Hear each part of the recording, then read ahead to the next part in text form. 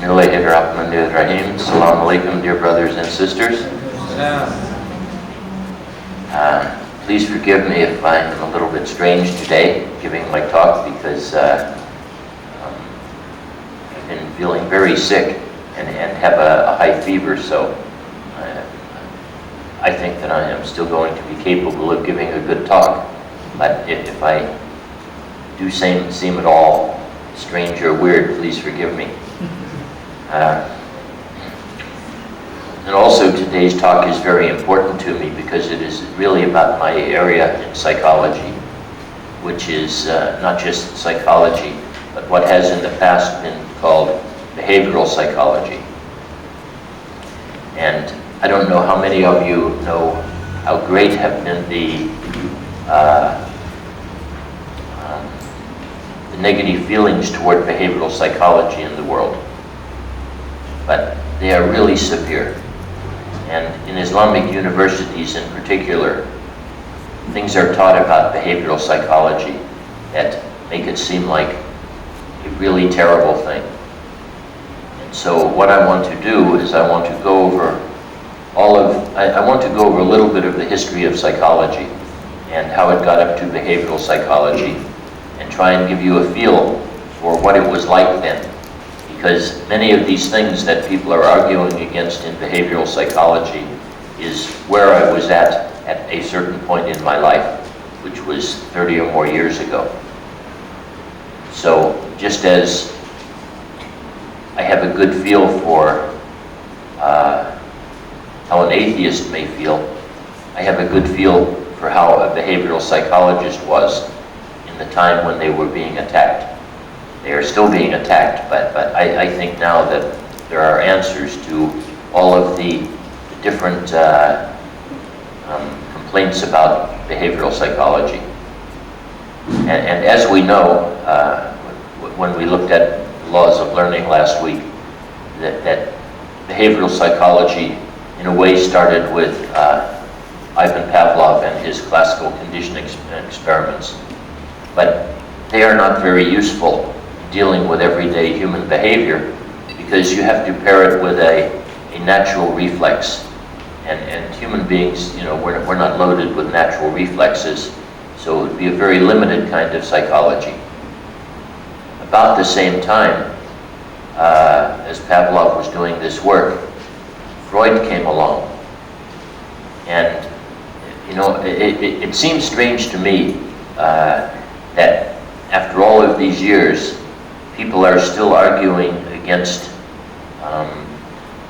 Freud and his methodology and his belief systems in psychology, when at least 40 years ago,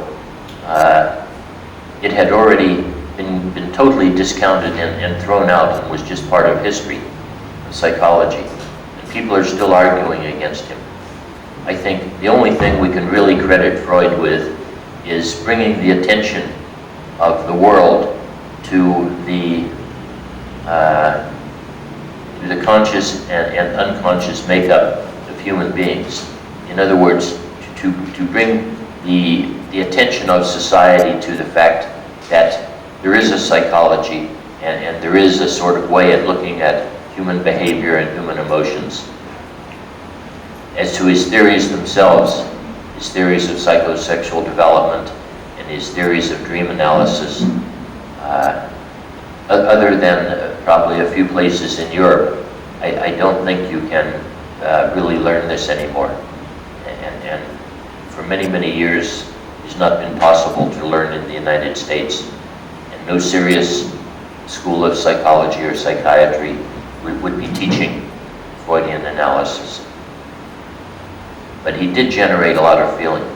As a matter of fact, when he first presented his findings to I believe it was the Viennese Psychoanalytic Society, he was actually booed off the stage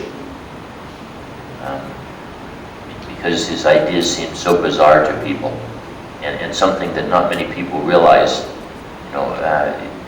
We give credit to Freud to having been a researcher and having based his theories on data from lots and lots of clients. Basically, he based all of his psychosexual development theories and his dream analysis theories on three patients he had, and his own somewhat bizarre emotional attachment to his mother. And so psychology at the turn of the century wasn't really getting off to much of a start. And by the 1910 or 20s or so, a man came along named John Watson, who unfortunately, and it annoys me every time I have to say this, is known as the father of behaviorism. But he was the father of a behaviorism that was so naive that it just came and went, and it's like a footnote in history. Although people, once again, are still arguing against that. He is called an SR theorist, meaning he looked at the work of Pavlov and said behaviors are elicited or brought about by certain stimuli. So he tried to devise a system of learning of human behavior based on SR. But if I can just find them, I'll read you a couple of quotes from this man, and you might get some idea why some people didn't like him. Have you ever noticed when you go back in a book sometimes something that you knew exactly where it was seems to disappear when you go to look for it again? Oh yes.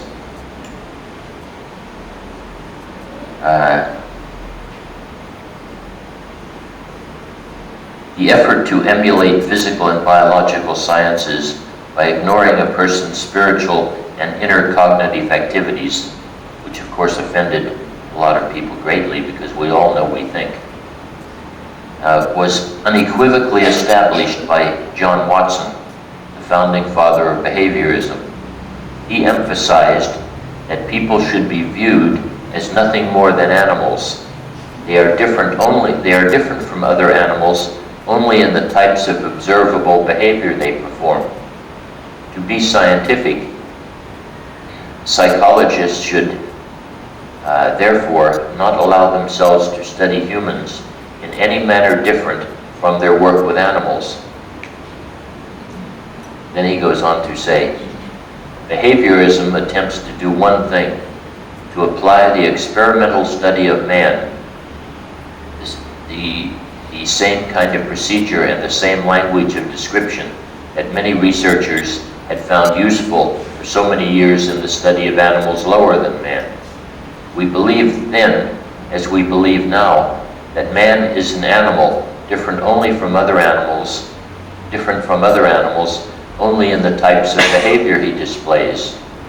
The raw fact is, you as a psychologist, if you are to remain scientific, must describe the behavior of a man in no other terms than those you would use in describing the behavior of the ox you slaughter. So of course, for people who had any religious or moral intentions, to hear things like that from John Watson would be considered quite offensive. So about 10 years or so after John Watson, whose failed theories never went anywhere, I mean, his theories are actually such that, so poor, that you would be hard-pressed to find anyone, I think, even a psychologist, who could really tell you what John Watson's SR psychology meant in practice. It just really was nothing. But his work led to the next great pioneer in behavioral psychology, who I consider should be the true father of behavioral psychology, which is B.F. Skinner. B.F. Skinner said it is not very useful to be looking at the relationship between the stimuli and the response that followed them.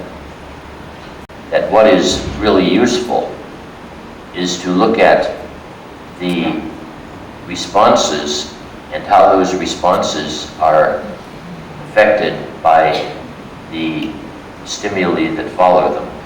In other words, not what stimuli bring about responses, but what happens after the response that determines how that response will occur in the future.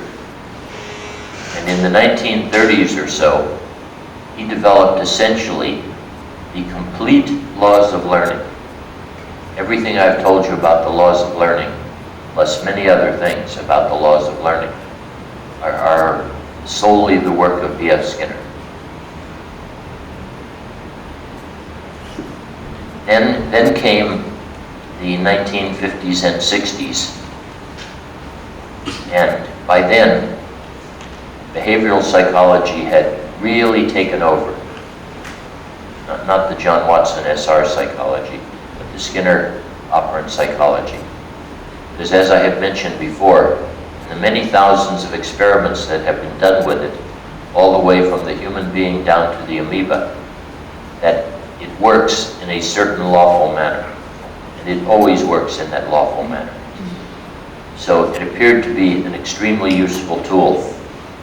And as I described to you when I did my first experiment with it, and taught the chicken to stand on the one leg and turn around and press the button and eat the food, that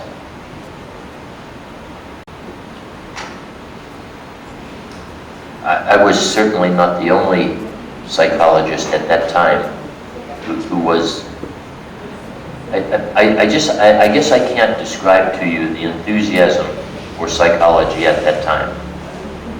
In the late 1960s and early 1970s, in most universities in the United States, the biggest department in the university was the psychology department. And the predominance or the main number of psychologists were, in one way or another, would be called behavioral psychologists. And it was like a time of absolutely huge optimism.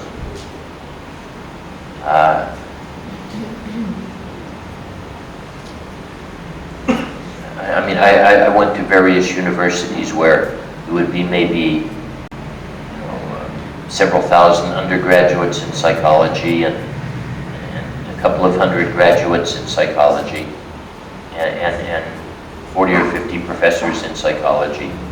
Basically, everybody was under the assumption that we were on the path towards a virtually perfect world, that we were going to use these tools that we had to bring about a virtually perfect world. This was in the 1960s. And the people who were the behavioral psychologists at the time were very much,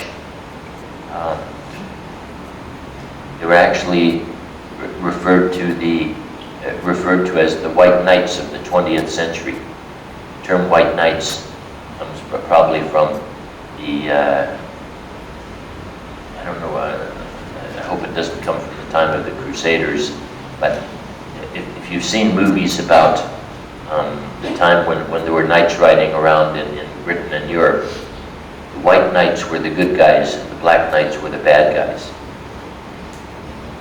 And the white knights, actually, they had a high moral order, and they would go around and they would try and right all the wrongs of the world. And so this is what ended up being the feeling that people had toward behaviorists of the 1960s in particular, and then a little bit into the 70s. But during that time also, behavioral psychology became very intertwined with the philosophy of behaviorism. The philosophy of behaviorism is actually something different than behavioral psychology.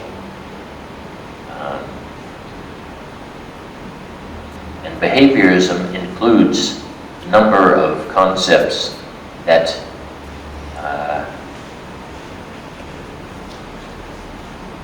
that people took objection to. And they took objection from both sides, from the right and from the left, you might say.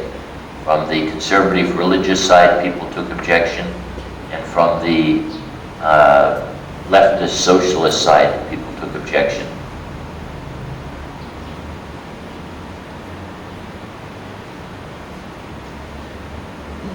And one of the things that offended people greatly was this concept that I mentioned had been brought up by John Watson, that human beings are mere instruments.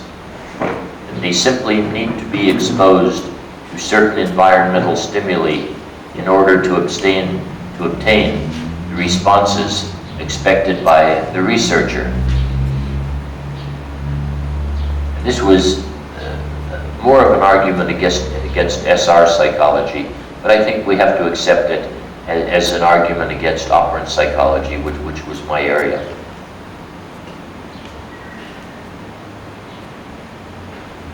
And as I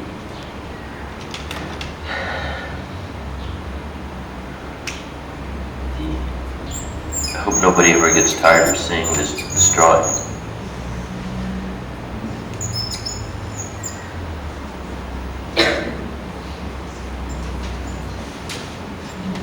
By the way, this drawing is one of the most important drawings in the history of the world.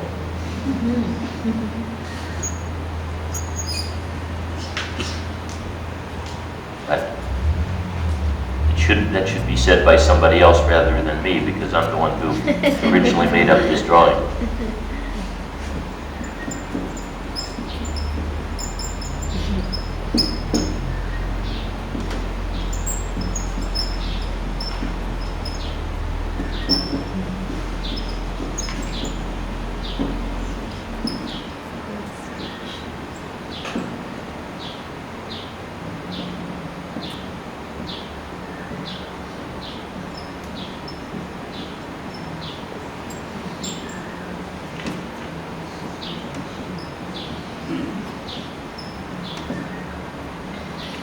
Now, this is how behavioral psychologists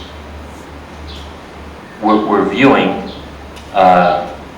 psychology and behavioral psychology at the time. This is not my final drawing, of course. You all remember that I'm going to add inner speech, right? Yes. But this particular type of psychology started in the work with animals. And animals don't have an inner speech. So all they had to do was look at the physical environment and the social environment of the animals. And then made this very bad assumption that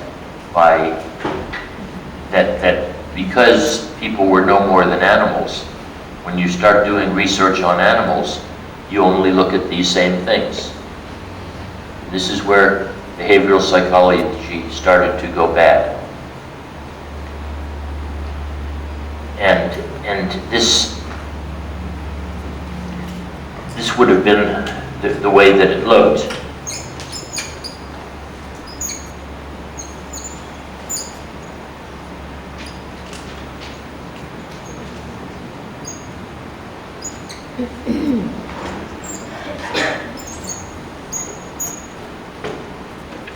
So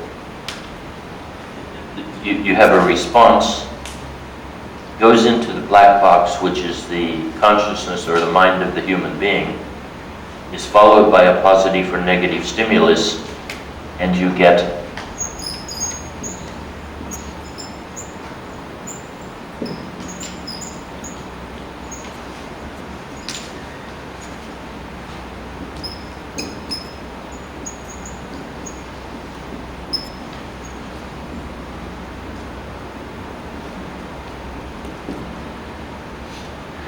and this is not a term that somebody is making up now, this concept of the black box. In virtually every school of behavioral psychology across the country, we actually did use the term black box. And I can remember many, many times teaching, when I was early teaching operant learning theory, saying to the people in the class, you don't look and you don't even consider what is in the black box. All you have to look at is the response that the person does, and the stimuli that follow it, and the effect of those stimuli on that behavior in the future. And it just doesn't mean anything at all what is in that black box. Well, of course, not everybody was happy with being considered a black box that nobody looked within, and that got totally ignored. And they had amazing studies, they had amazing successes with behavioral therapy in mental hospitals and in experiments, and to some degree in schools. But they had a really big problem. And the really big problem was, aside from the fact that there was a growing dislike of behavioral psychologists, that you could not generalize from the therapeutic or experimental environment to the natural environment.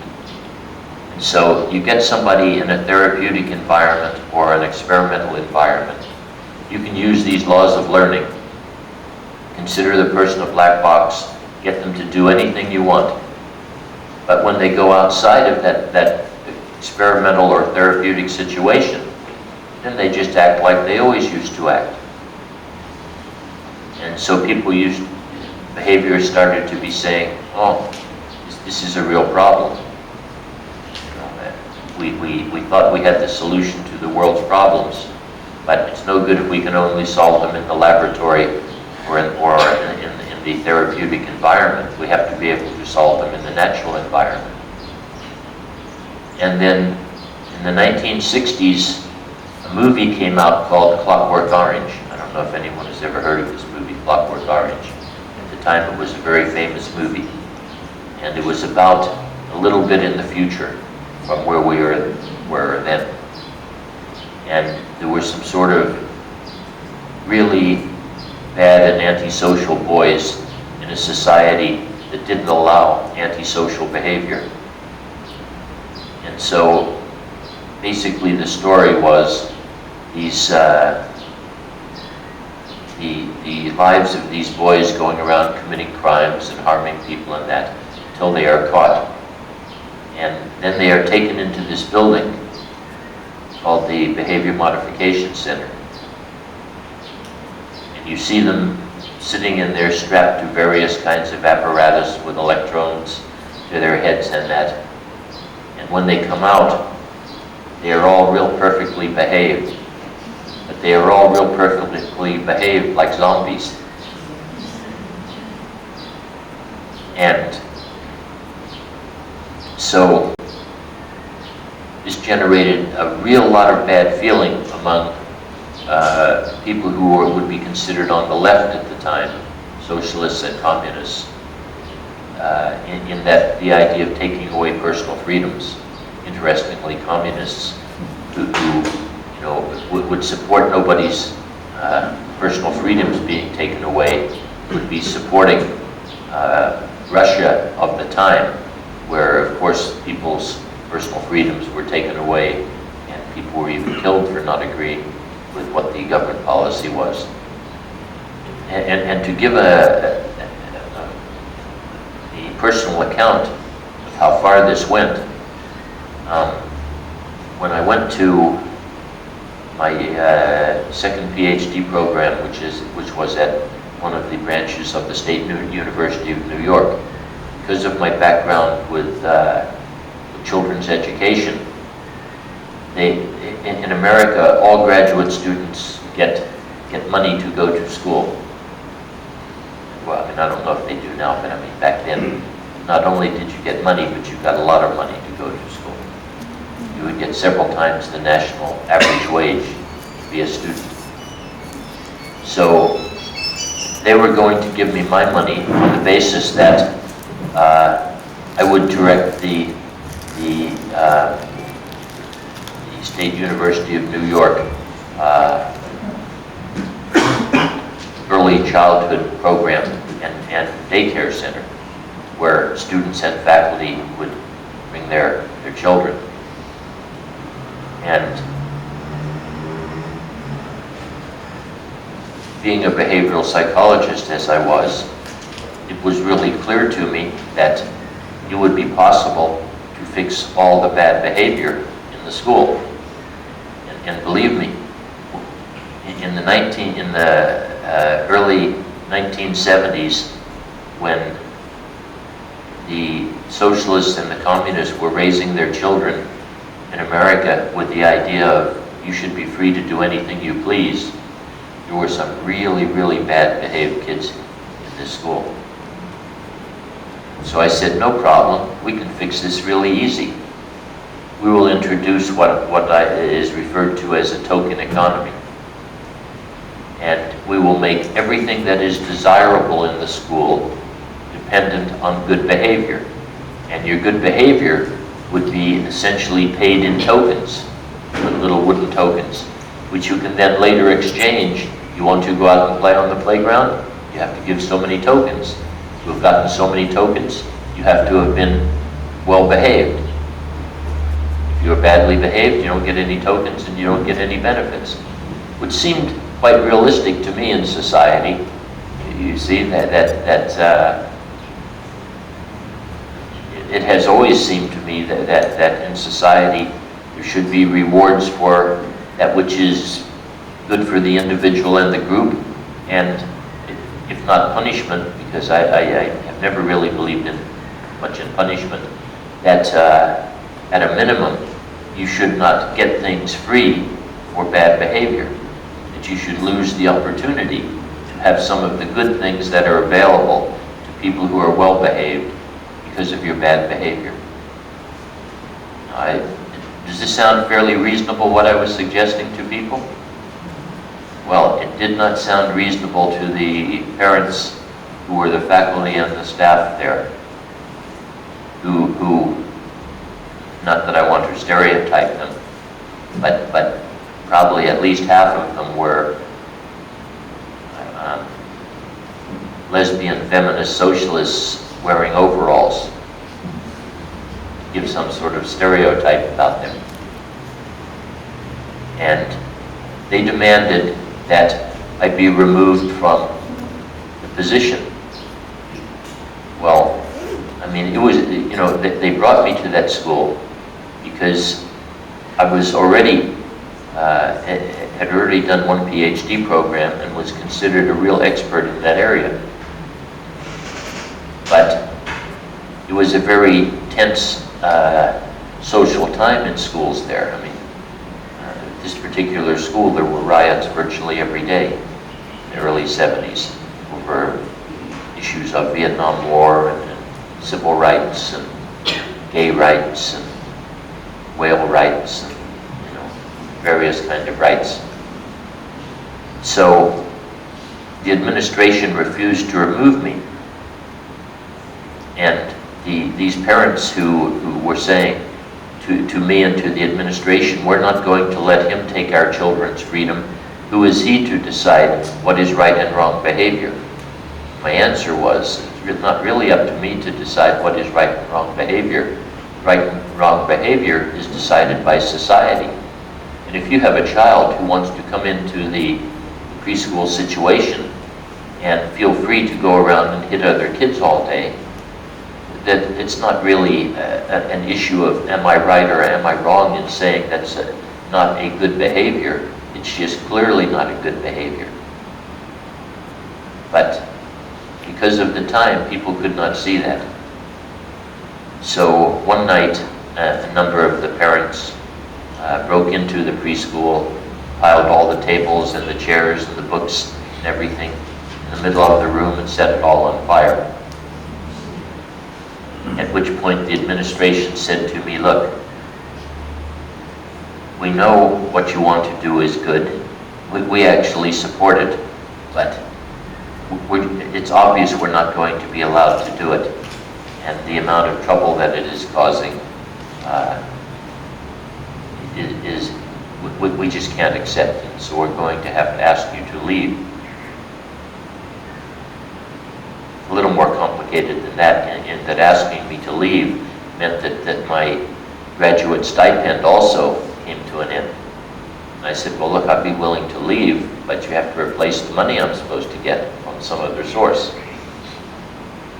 And it took a long time for that to happen. There was a lot of bad feelings in the department and in the school over that.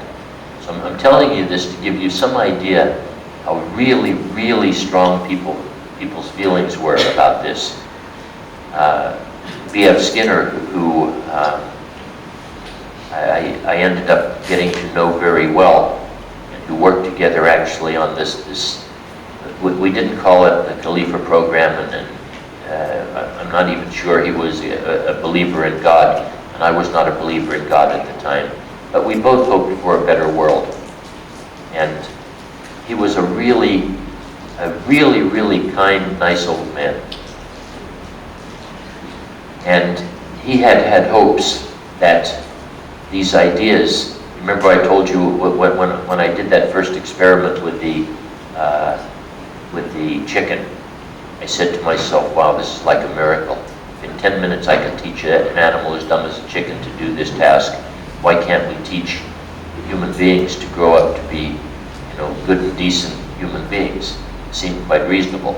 And B.F. Skinner also felt this way. But by the time I met him, he was feeling very pessimistic, because people were writing articles about him in like the New Yorker magazine, where they would say, after his name, B.F. Skinner, who stands somewhere between Nazi extermination camps and prefrontal lobotomies. Prefrontal lobotomies, where they go in through the eye here and cut out the frontal lobes, which are associated with emotion. And for people who used to be violent, of course it's illegal in most of the world now. But it did stop their violence, but it made them, it certainly also took away most of their human characteristics. So this is the times that were going on. And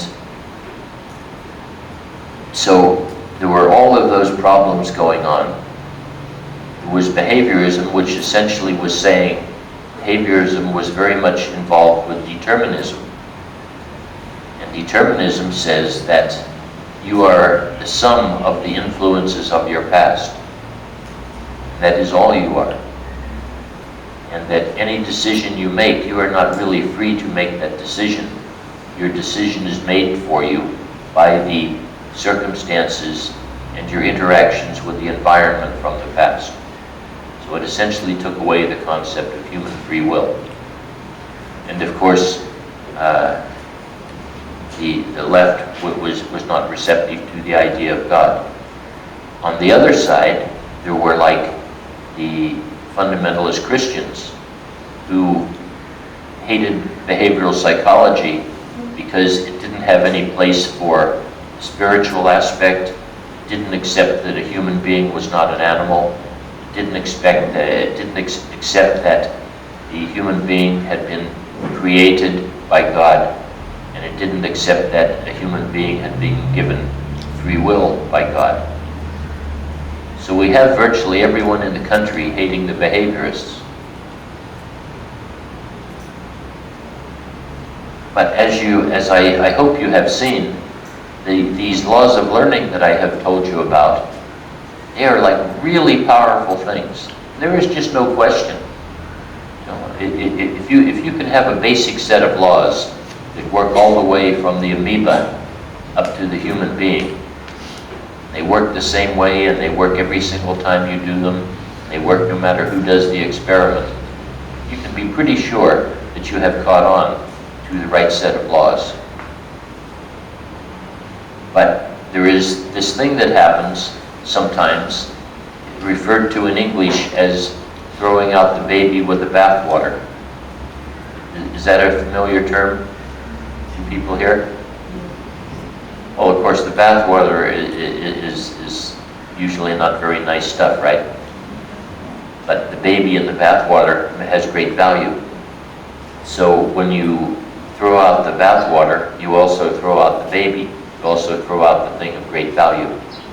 So what happened was, to a large degree, people tried to throw out the whole thing and say because there were so many problems with behavioral psychology that we cannot accept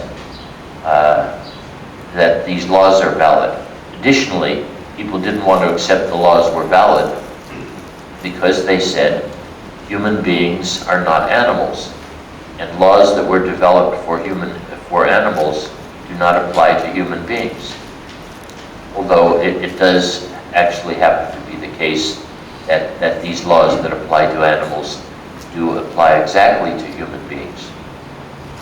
But for them to apply to human beings and to solve the problem of generalization and how you got from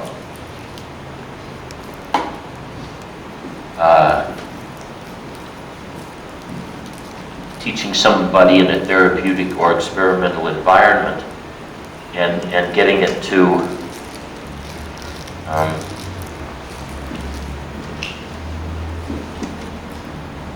be a positive change anywhere they went in their life.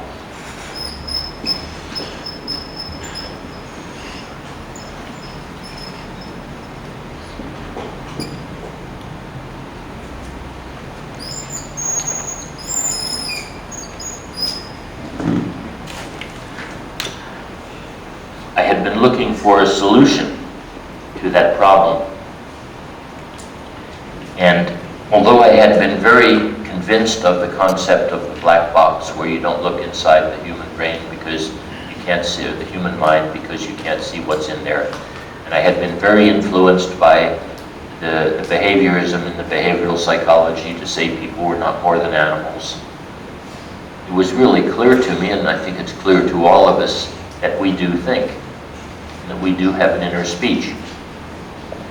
So I said, it appears that what we have actually done is because when we're working with animals, they only have input from two sources of the environment. Both of those sources are external. And if the sources of the environment were only external, we would not have any free will, and we would not need to look at what is inside the black box or the human mind. But because with human beings, we actually have to add another source to the environment. The environment means that which surrounds you. And one of the things that surrounds us, aside from the physical environment and the social environment, and surrounds us very much, is the fact that we walk around as beings who talk to ourselves a lot. We use our inner speech or our symbolic language to communicate with ourselves. And that this inner speech works on exactly the same rules. I want to say that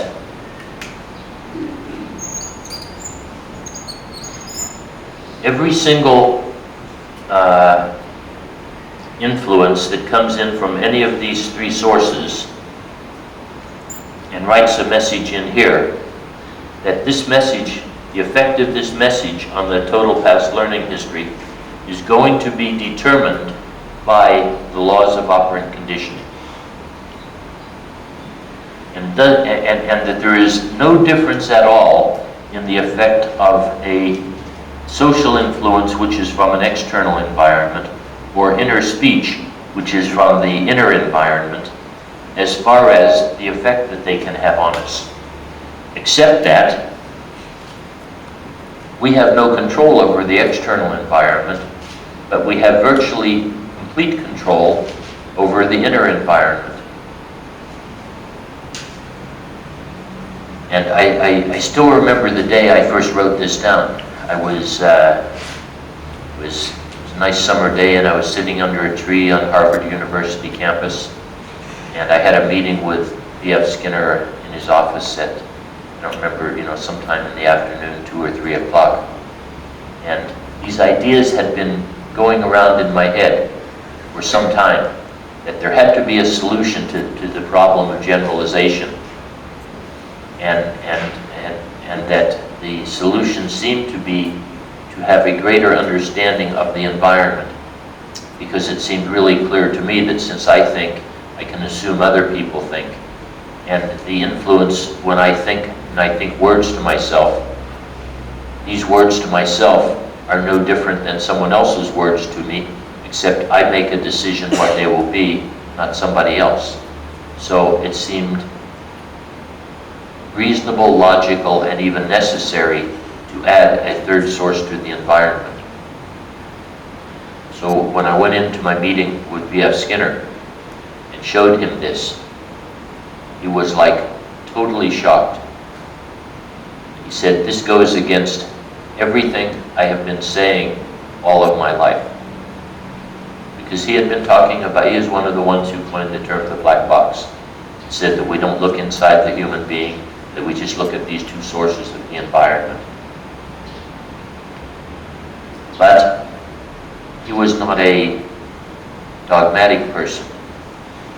And he had already seen that I had been using these ideas in a program I had in schools at the time called the Go Sane Club. Go sane in the sense of go sane as opposed to go crazy. Instead of go insane, go sane, right? So we ended up, the U.S. government had asked me to, and given me several schools as a laboratory to try out these ideas. And when I tried out these ideas, they worked amazingly well. And in talks with B.F. Skinner, he could see why they would work well, although he did not have any expectation that he would have to give up the concept of the black box. A couple of, nice for me to say something nice about myself for once in a while, because, in some countries people might say a lot of nice things about you, but in Malaysia, even if people think something nice about you, often they don't bother to say anything. Of course, the same thing is true on the opposite. If in America, if you give a talk and people don't like it, they'll jump up and yell nonsense and idiot, things like that. Anyway, several things. I'm not quite sure which one is the nicest one.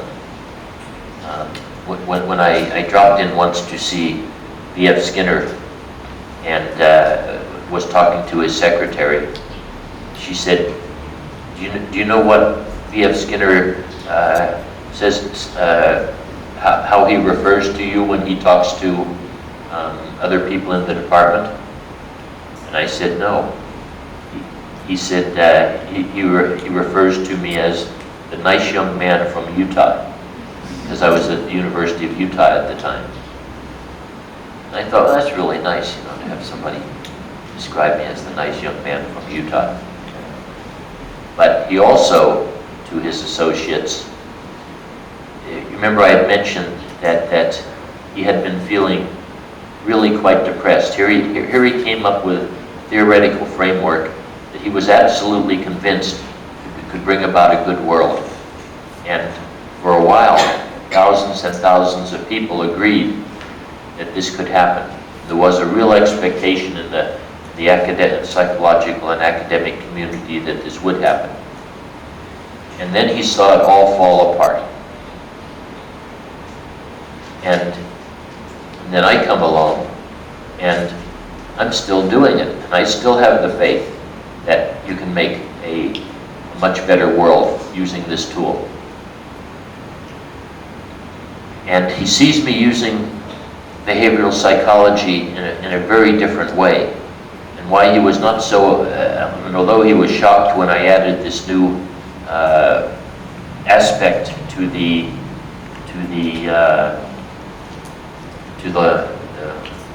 environment that affects people, there was a newsletter put out by one of the schools that was running this Go Sane Club, this club to have good values in the school. And written by one of the kids in the 6th grade, said something like, "We use the behaviorisms of peace and love and good feelings to help make a better world." So these kids didn't know the terminology of operant learning, but they thought behaviorism was about peace and love and good feelings. And this is really how B.F. Skinner would have liked behaviorism to have been seen. So in knowing me, he had a degree of optimism again. And two things that came from this. One, somewhere around, I probably on one of my computers actually have a copy of a scan of an actual letter if I could find it, but I mean, I'll just tell you because it doesn't really matter whether I'm telling the truth or lying. I could have made a fake scan also. And he said in there that he fully supported my work, that this work was the most important work being done in psychology and the only hope that the world had for a right future, which is really quite a lot to say. And he gave me this letter because he said that, this is one of the two things that he said to me, that is a reward greater than having a PhD. Because you have to remember how I would feel at the time. I was in my early 30s, and I'm talking to like the greatest man in psychology. And it would be like a graduate physicist talking to Einstein. And he said to me, "I can only help you now by giving you my public support. You know more about the use of this technology than I do." Wow, what a thing to say. This is really amazing. And the other thing that somebody told me he used to refer to me as his protege. So I consider both of those things to be much more significant indicators in my academic life of success than the PhDs or the many positions that I have never held. And it probably takes occasionally somebody who stays right outside of the normal academic world to be able to be free enough to look at some of these ideas in the way that I've looked at them. And probably no more than about 2 years in my whole life have I actually worked anywhere in the sense that I was paid a salary for doing a job. This doesn't mean that I haven't worked very hard in my life, of course, but I did take a different alternative. So when people ask for my CV, I give a very general CV for two reasons. One of them, I don't have a list of, all the universities that I was a professor at and all of the papers that I wrote and all of the conferences that I attended, because I just stayed away from that. And the other one is, although it doesn't matter so much now because there's not much they can do to me, I always worry about this thing. Having an association with the United States can be really quite a worrying thing. And I remember I wrote once to Princeton University asking for a copy of my transcript. And they said, to get a copy of your transcript, you are going to have to send us some very substantial evidence to prove who you are, because we have you listed as deceased. And I contacted them and I said, how exactly is it that you have me listed as deceased? And they said that they were given my name by the U.S. State Department as someone who had died overseas. Then I think to myself, because I have not used a Western name in many, many years, and it even sounds really funny for me to hear my Western name, and I hear it very, very rarely. That I think, what if now somebody were to, I give them my whole CV, and I say I was in the PhD program in 1970 at Princeton University, and they asked for the transcript of Muhammad al-Mahdi. And in Princeton, they're going to say, who is this Arabic-sounding guy who's trying to make a claim that he was in our PhD program in the late 1970s? We better turn his name over to the State Department. There's obviously something going on here. And I think almost surely something like that would happen. So, to me, the degree, particularly since nobody hires me on the basis of degrees and I just work on the basis of knowledge, it doesn't even really matter to me whether anyone believes or cares or anything about that. And for whatever, I think the various diplomas and things that I have had along the way have probably all been lost and, left in some country, in some place, somebody's garage or basement, never to be seen again.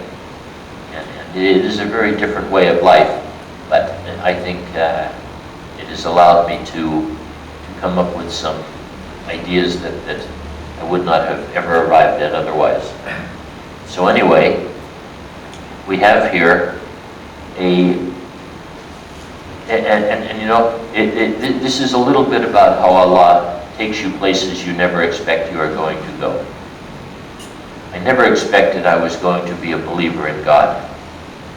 I think I may have mentioned before in here that I once said to a large university class, if there's ever the last person in the whole world who's going to believe in God, it will be me. And if I was going to believe in God, of all the unlikely things that I would ever do is end up a Muslim. I would assume I would end up a Christian or a Buddhist or one of the religions that were popular in America at the time. And Islam was right out of the possibilities. And then everything that I have done in all these years, I have considered it to be psychology. But it is psychology in such a different way that many people would not even, many Western psychologists would not even recognize it as psychology. So recently in an article I found in the newspaper, a two-day article, which was really a very vicious attack on psychology, and then in reading Professor Malik Badri's book called Contemplation, where he made an equally vicious attack on Western behavioral psychology, I finally took a look at and understood why people hated us so much. I'd spent all those years, and I still considered myself a behavioral psychologist. Thought everybody just misunderstood and had no good reason to hate us. But two things. One, I saw that there was really good reason to hate the behavioral psychology of that time. And two, I realized when I looked at what psychology should be, if it was to be a truly Islamic psychology, I saw that where I had gone with psychology was exactly to that place, so that Allah had guided me to the creation of a truly Islamic psychology when it had never even crossed my mind the term before. I thought I was just doing psychology.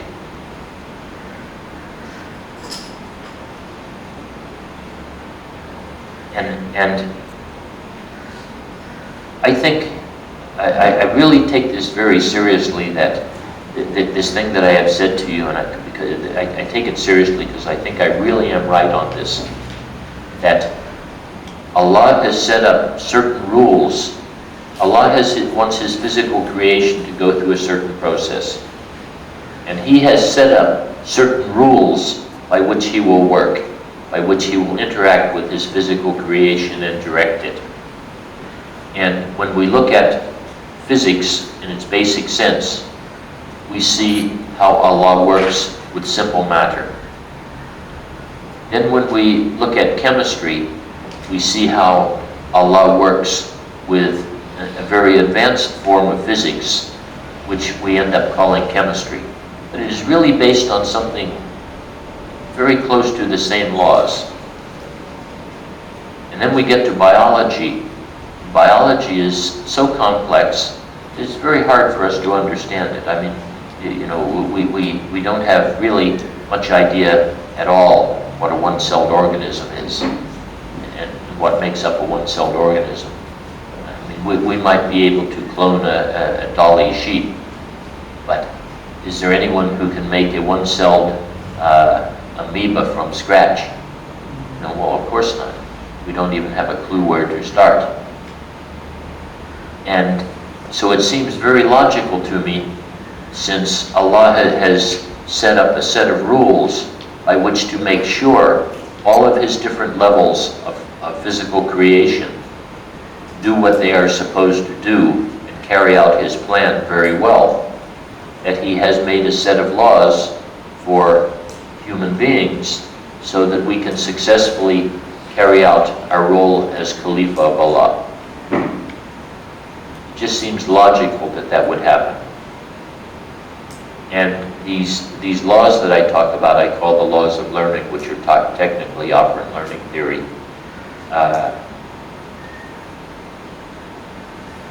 They are so substantially right. I mean, it's as I say to parents sometimes, or teachers, if you will do these certain things that I say, you will get such and such an outcome. So it works in a very, very lawful manner. And all of these things that I have mentioned that were arguments against this, I mean, if you don't mind, I'll just go through and list a few of them that are considered reasons why there was opposition to behavioral psychology. That psychologists attempted to turn psychology into a materialist science like physics or chemistry. And of course, materialist perception of science in physics and chemistry is that it is all just little bits of stuff moved around by certain laws. So they were looking for that in psychology. That early simple behavioral studies in psychology dealt mainly with animals, so any concept of thoughts, feelings, and emotions were just totally dismissed. And then when they started dealing with human beings, they continued to dismiss them. That we used that term black box to refer what we thought to be an unknowable area within the human mind. That we have psychologists like John Watson who were making these outrageous quotes, you know, we should deal with human beings like an ox we intend to slaughter. And that there was, and this is very, very important to realize, that this was a very specific plan, that there was a plan, and the result of this plan was to secularize society and emancipate society from the grip of religion. I mean, this was, if you remember before, I had mentioned that not only was I an atheist, but I was an atheist who was so convinced that belief in the existence of God was wrong and harmful to the progression of human society, that I used to go around and give very logical lectures to people as to why holding on to religious beliefs was a primitive thing that society had to overcome to progress. That this really was deeply ingrained in the philosophy of behaviorism and in the psychology, in behavioral psychology. It was a concerted plan to make it secular or worldly, get rid of any concept of God.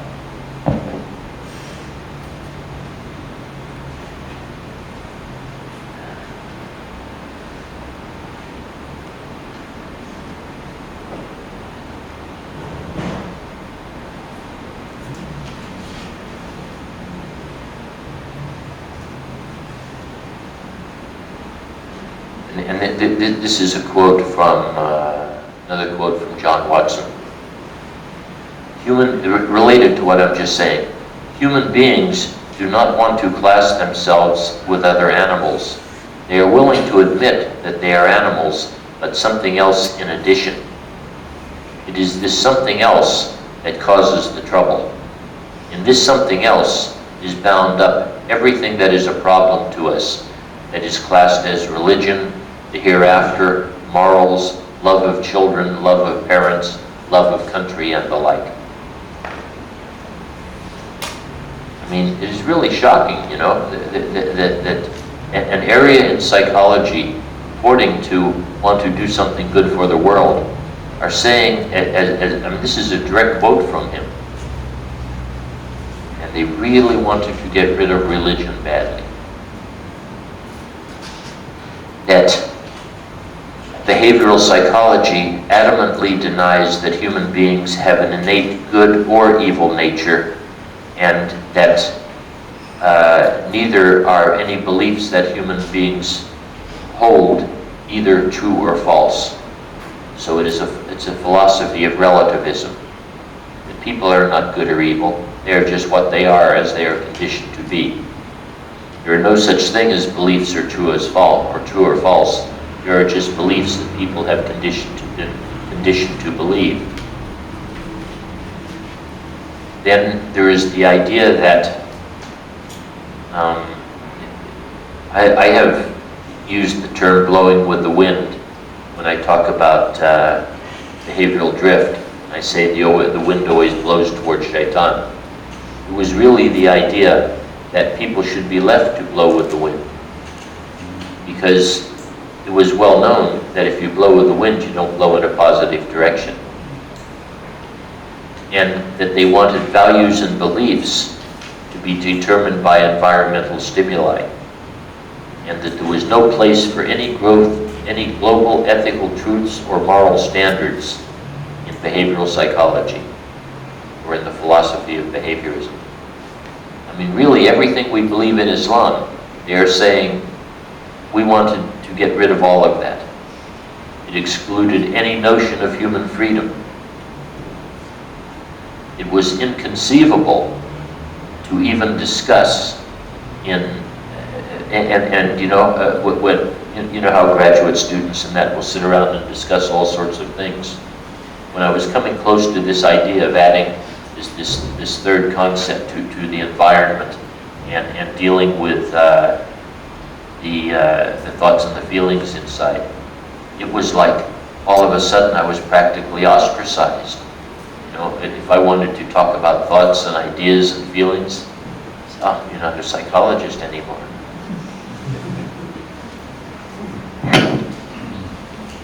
Let's see what this quote is on page 4. Yeah, related to what I'm just saying. This is words like mind, consciousness, thoughts, purposes, and beliefs were considered dirty words, unallowable in polite, philosophical, or psychological discourse. We're not allowed to talk about it. It's like you were doing something really offensive. Ironically, the most prominent philosophical obscenities were a new class of 4-letter words: mind, self, soul, and will. Then we went from behavioral determinism to biological determinism. Behavioral determinism is saying everything that we are is determined by particular stimuli that have come in or have followed the responses. Biological determinism has this interesting quote. It's saying everything we are is determined biologically. But listen to this quote, which is really quite interesting. Behind every twisted idea or wrong action, there is a twisted molecule in the brain.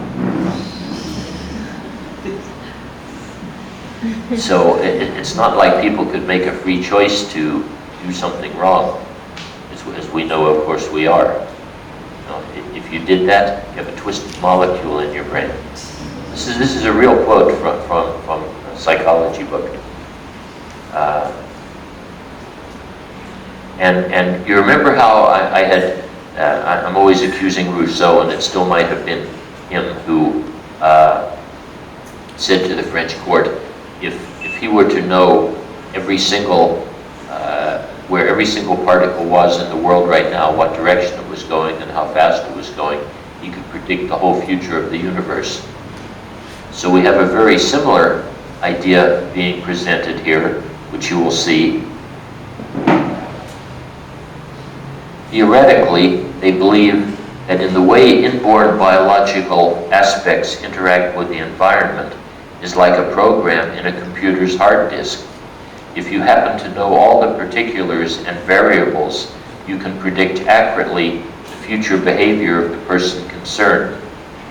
Consequently, they explain much of human ethical behavior that religion has always considered to be conscious choice of people, and for which they should bear responsibility in terms of irresistible biological determinism. And then from that, of course, we see a thing that is still going on. For instance, a number of studies have tried to prove that promiscuity, homosexuality, and lesbianism are deep-seated biologically programmed urges, and that people should not therefore be condemned for following the instincts created by their genes. So does the behavioral psychology I was in the 60s and 70s sound very appealing?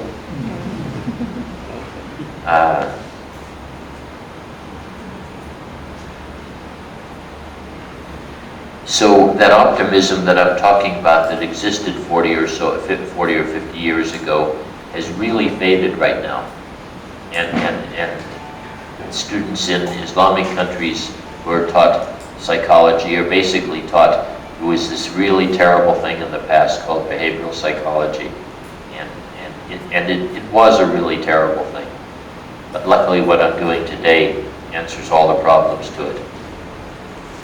And another one is that disciplines such as physics and chemistry have made huge advances, but psychology did not make an equivalent advance.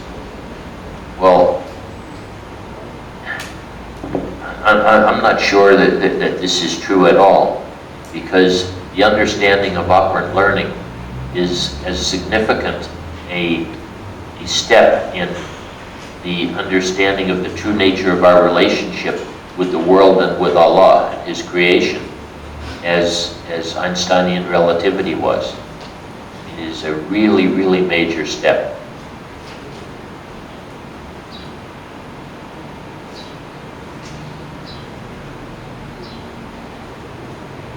And then there were questions like, if people are conditioned, how could you possibly condition a concept like love with classical conditioning?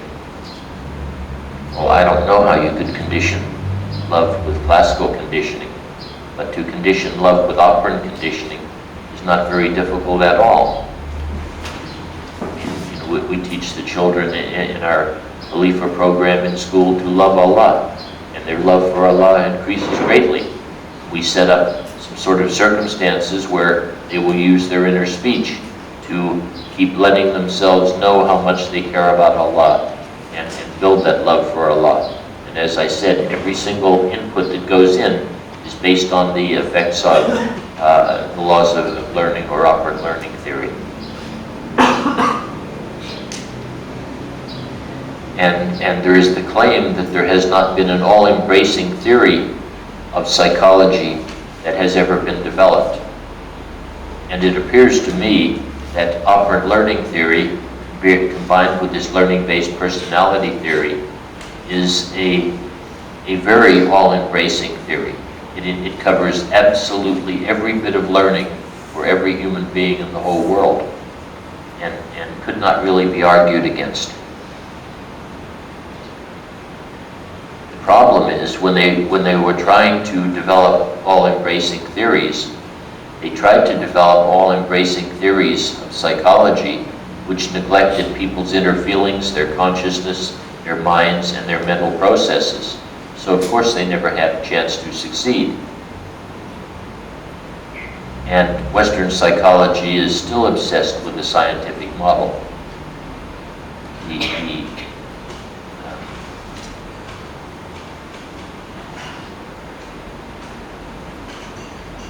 And modern psychology is still ignoring the spiritual component, despite increasing modern scientific evidence of the importance of the spiritual component. I mean, now we even have a scientific proof of the existence of God and of creation. And God is coming back into people's lives in an objective way, not just a spiritual way. And modern psychology is still ignoring this. And then one of the things that they claim is that they still say that we are ignorant of any way the nervous system provides human beings with consciousness and a sense of unique being. Now, I don't want to claim that I made a very sophisticated argument for this, but I think when I talked about the alteration in the resting state and the excited state of the subatomic particles making up part of the brain, which have to be occurring for change to take place, is and how they receive information from light from outside of space and time, seems to me to be very much a way of describing how the nervous system provides human beings with consciousness and a sense of unique being. And I have one more quote if it was worthwhile. I'll just have a quick look at it.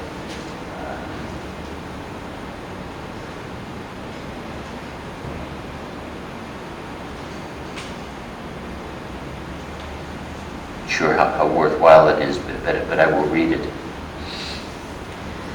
However, even the revolution in cognitive psychology, which attempted to free the discipline from its constricted approach, still limits itself to this trio of psychological, biological, and social-cultural components of human behavior and mental processes. It has also ignored the spiritual component, despite increasing modern scientific evidence regarding its importance. By limiting it itself to these three components, because they are more easily defined compared with the spiritual aspect, or by simply rejecting the spiritual aspect because it emanates from a religious vision, modern psychology will remain ambiguous, inefficient, and at a loss. It is like someone who anticipates the formation of glucose by the process of photosynthesis, using the three elements of carbon, hydrogen, and oxygen, but excluding solar energy simply because it is so much more sublime and less concrete than the carbon, the hydrogen, and the oxygen. You see the point from that quote? It's like, if you want to leave the spiritual aspect out because it is hard to observe, and just deal with the other three observable aspects, that you are going to end up in the same way as if you left the sunlight out of the process of photosynthesis. It's not going to be very valid for you. So in this first half, I have really gone through pretty much all of the opposition to psychology. In the second half of the talk, after we have our break, I would like to go through where I think Islamic psychology is today, in the form that what I am doing is Islamic psychology and its relationship with what we call the Khalifa method or Khalifa project. How much they fit in exactly with what has been hoped for as an Islamic psychology. By the way, if you do research on Islamic psychology, there will be people who say it may be the case that such a thing does not even exist. We do not really have an Islamic psychology. We have some cases of Muslim psychologists utilizing Western methods of psychology, but we have not really developed an Islamic psychology. So in the next half, I'll tell you about the development of an Islamic psychology. So thank you for letting me have the first half of the talk, and we 20-minute break and come back maybe at 5 minutes after 11. Finish the talk.